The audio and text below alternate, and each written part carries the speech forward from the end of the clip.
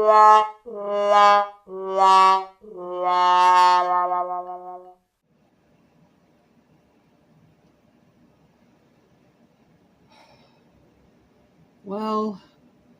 here we are again, aren't we? Sorry. Here we are again. Here we are to talk about another project in Phase 4 of the Marvel Cinematic Universe that is a piece of absolute garbage. You'd think I'd get sick of this by now. You think that by this point, Marvel themselves would realize that things aren't working. Now, look, I'm just going to say right now, this is the last piece of trash in Phase 4. Because like I said, now reviewing She-Hulk, now reviewing Ms. Marvel, both of those can go rotten hell until the tier list. But this, I originally reviewed it way back in 2022, in only my second year on the channel, in my worst movies list, where I believe it was at number 2. If not, editing will correct me. But I'll just say right now that I stand by that, and it deserved to be as high as it was on that list. Or am I thinking Avatar 2? You know what? It doesn't matter. They're both Disney pieces of shit, so why does it matter? Point is, Phase 4 of the MCU has been absolutely horrid. Far worse than I remembered it through these rewatches. As either underwhelming, mediocre, or outright garbage. And this is the last of the outright garbage in Phase 4.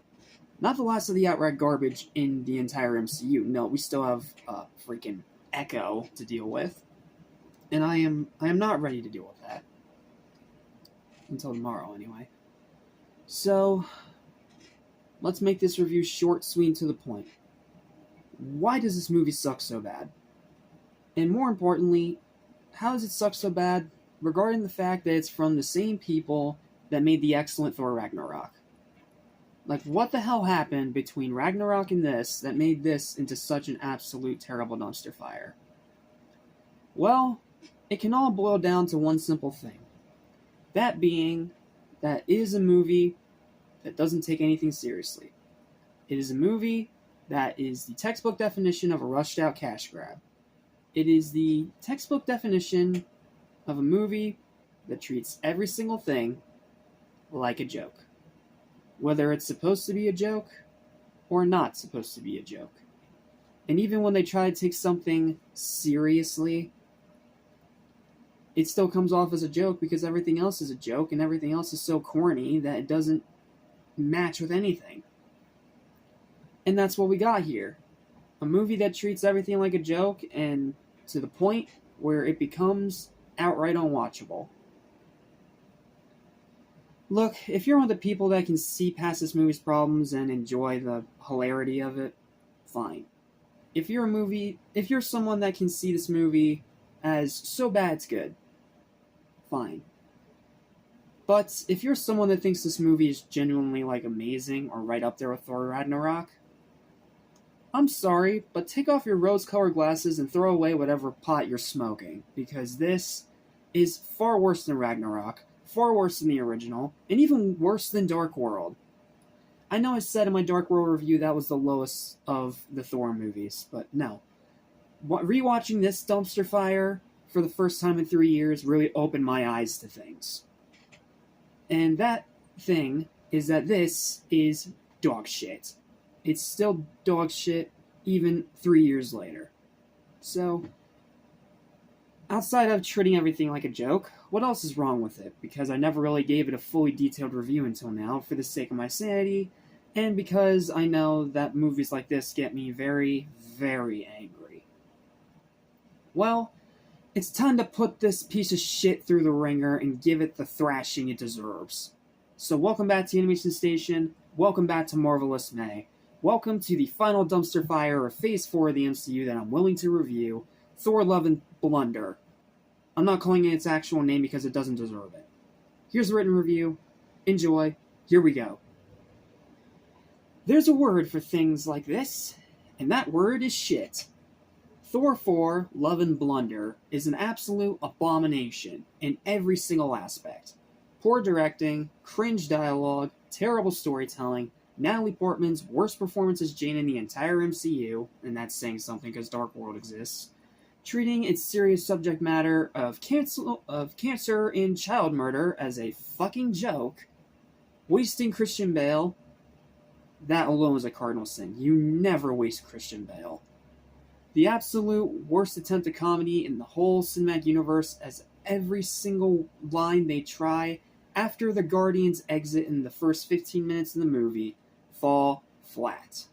This movie is so cringe and so unfunny that it just leaves you scratching your head of what everyone involved was thinking.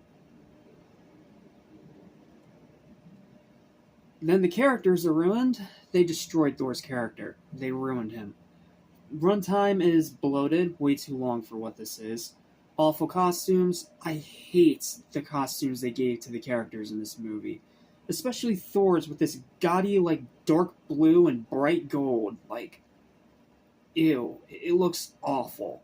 And guess what? Mighty Thor ain't much better. Costumes in this just suck. They are literally offensive to the eyes. Horrendous effects, some of the worst in Phase 4, and zero rewatchability. I only rewatched this because I knew I had to review it, otherwise it was going to continue to haunt me for the rest of my life. Literally, the only thing I liked in this entire shit show is the Guardians, who, even though James Gunn was not involved, they're still in character and are the only funny part of the entire movie.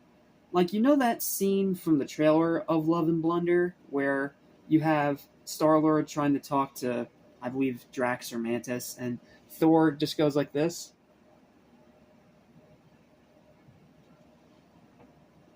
That is as funny as this movie gets. Because the Guardians are still themselves, they are the one part of this movie that wasn't destroyed by bullshit, and they exit before they get absolutely bastardized. So, yeah, Guardians are the best part of the movie, and they're only in the first 15 minutes of the movie. Fucking pathetic. This deserved all the hate and then some. Hell, I'm honestly surprised it doesn't get more hate. This is the personification of everything wrong with the MCU after Endgame. Everything. And as bad as Dark World was, it at least had a story. It was a terrible story, but it had a story. This is just bringing together a bunch of random ideas, throwing them into a blender, and pretending it all works as one congruent narrative, when it doesn't. You have the Mighty Thor storyline of Jane dying from cancer, one storyline. You have Gore the God Butcher trying to dethrone New Asgard, that's a storyline. You have Thor having a little escapade with the Guardians, only for it to go nowhere, that's a storyline. You have Thor reuniting with his friends on Earth for a million different reasons. There's a plot line. You have Thor standing in front of the Greek gods and getting stripped naked by Zeus. No one needs to see that, but apparently that's a storyline. And then you have, on top of all of this, Thor trying to realize his path after the events of Endgame. Problem is, it leads nowhere. And even in that big final part where Jane succumbs to this cancer, I'm sorry, I felt nothing. Look, I have nothing against Natalie Portman. She can be a good actress. It's just, this was not the right role for her. And each movie, it only got more and more apparent of that. So, treating her storyline, which is one of the best in Thor comics, by the way, like a joke, is just horrible. That just shows a lack of understanding for source material, and a special lack of actually giving a shit. That's all this movie does. It just takes shits rather than giving shits. We could have gotten a really cool sequel to Ragnarok that, if they just chopped down some of these storylines and made it a lot more focused, it could have worked. Yes, it's buried under a lot of shit, but think about it. If you take away most of this movie's dumb bullshit, and you have just the Mighty Thor storyline, and Gore the God Butcher being the antagonist, and none of this other bullshit, it could have worked. If you threw away the god stripping crap, if you threw away the million other plot lines, you could have had a decent movie. And I don't have a problem with it being a comedy, because, again, Ragnarok is the funniest movie in the entire MCU, because it understood how to balance its comedy with its storytelling. When you find that balance, you have something great and worth remembering. Something that's both funny, but also memorable.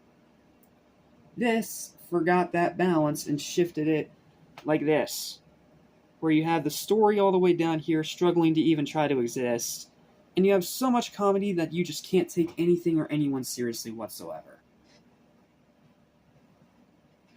It's a movie that only gets worse every single time you watch it. It's absolutely half-ass, mind-numbing, unwatchable dumpster fire garbage that no one should ever subject themselves to ever again.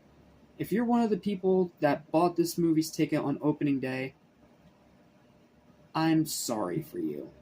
That you had to have your expectations crushed by being forced to sit through such a giant pile of shit. You didn't deserve that. I exist because I want to make sure you guys spend your money where it's worth it and not on pieces of shit. That's why I keep reviewing the terrible live-action Disney remakes, and that's why I'm reviewing this MCU.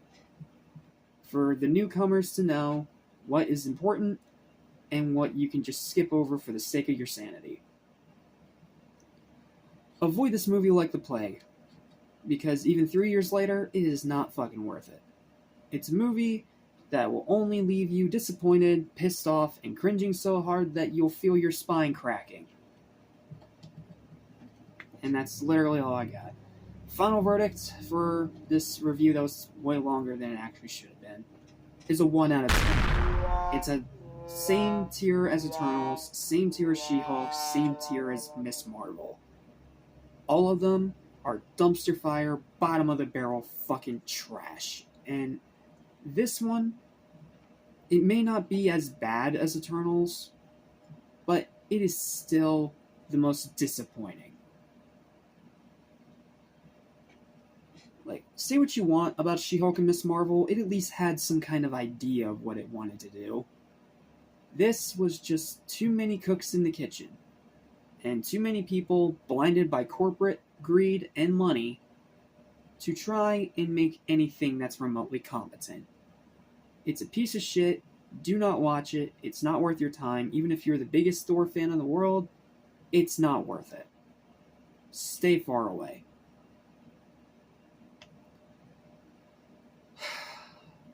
And with that, we're done with the bad stuff in Phase 4 of the MCU. Because the next two things we get to review are actually great. Starting with one that technically doesn't count as a movie, but screw it, I'm counting it as a movie anyway because it is part of the MCU. And it is almost feature-length. Actually, it technically is feature-length if you go by the standards of what's obviously paying homage to. See you next time for my review of the movie from my best list of 2022, Werewolf by Night. Deciding for what comes up ahead.